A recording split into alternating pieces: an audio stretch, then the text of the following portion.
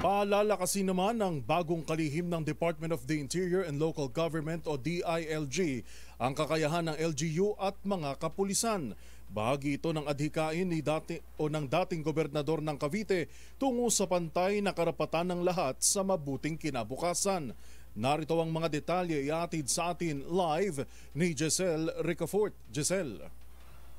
Yuel, tututukan ng bagong kalihim ng Department of the Interior and Local Government na si John Vic Remulla ang pagpapalakas sa kakayahan ng mga lokal na pamahalaan at kapulisan.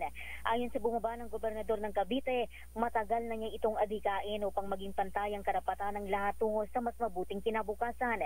Idiniin ng DILG Secretary na hindi ito makakamit sa puro salita lamang o pang-aaway kundi sa pamamagitan ng consensus building, community empowerment at pagpapalakas ng civic responsibility. Tinanggap umano niya ang hamon ni Pangulong Bongbong Marcos na pamunuan ng DILG para makatulong hindi lamang sa mga Caviteño kundi sa buong sambayan ng Pilipino. Pinalitan si Remulla ni Vice Governor Atina Tolentino bilang kauna-unahang babaeng gobernador ng Cavite na nagkapanumpana sa kanyang bagong posisyon.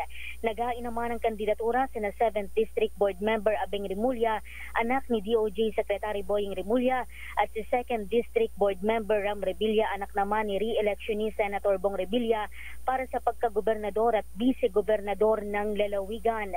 Ito si Giselle Ricafort para sa DZRH, una sa Pilipinas, una sa Pilipino. Maraming salamat, Giselle Ricafort.